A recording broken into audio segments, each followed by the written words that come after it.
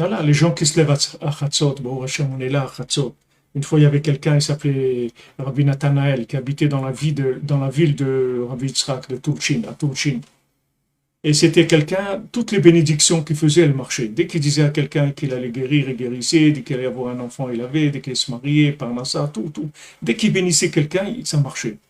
Alors, Rabbi Yitzhak, il a raconté à son père, Rabbi Nathan, il a dit à quelqu'un, il bénit les gens, ça marche de façon extraordinaire. Alors Rabbi Nathan, il a dit, regarde-le un peu de près, essaye de me dire qu'est-ce qu'il fait, pourquoi, d'où il a cette force de bénir. Alors Rabbi Yitzhak, il a vu, il a dit à son père, son père, il a dit non, c'est pas ça qui lui donne la force de bénir, cherche encore. Il a cherché et il a dit, voilà, c'est quelqu'un, il fait attention, tous les soirs, il se lève à Chatzot.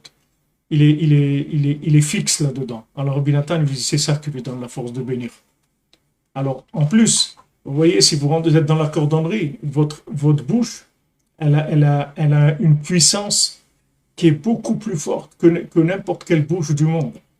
Votre parole, elle est beaucoup plus puissante que n'importe quelle parole au monde. Parce que du moment où vous levez à Chatzot, que Chatzot, c'est la sortie d'Égypte, et la sortie d'Égypte, c'est quoi? C'est Pessah, c'est la force de la parole. C'est ça la sortie d'Égypte. La sortie d'Égypte, c'est qu'on a libéré la force de la parole. Donc maintenant, quand vous vous levez, chaque Chatzot que vous vous levez,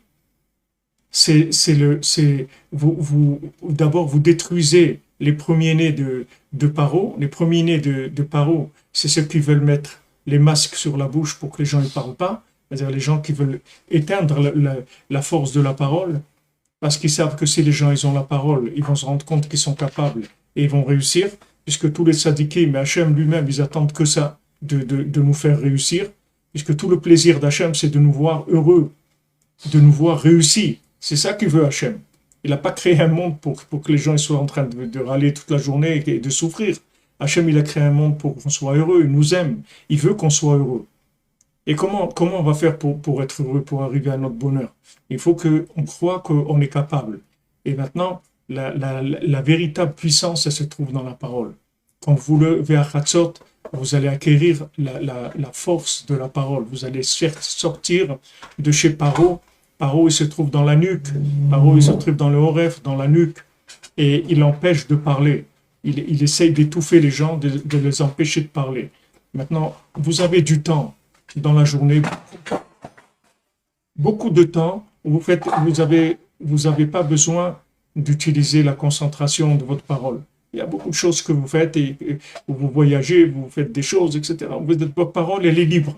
Vous vous promenez, vous êtes là où vous êtes. Vous avez votre parole libre. Alors, utilisez-la. Surtout si vous vous levez à Chatzot, vous avez une parole qui a une puissance énorme. Une puissance énorme.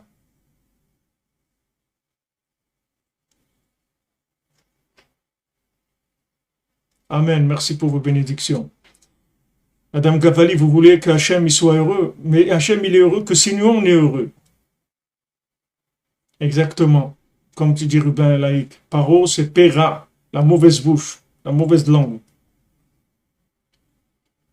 C'est ça son bonheur, Hachem, c'est de nous voir heureux. C'est comme des enfants, ils vous demandent, maman, qu'est-ce qui te rendrait heureuse? Eh bien, c'est de te voir heureux, mon fils, c'est tout. Qu'est-ce que moi j'ai dans ce monde-là? C'est que si je te vois heureux, c'est ça mon bonheur, c'est tout. C'est ça qui va me rendre heureux, c'est pas de manger un gâteau à la crème ou un éclair au chocolat. C'est de te voir heureux, c'est tout. Le bonheur d'Hachem, c'est de nous voir sourire, content, de dire merci, on est bien, on est au top, on est heureux. Voilà, c'est ça qu'il veut Hachem, c'est tout. Si on arrive à ça, hein, on a réussi.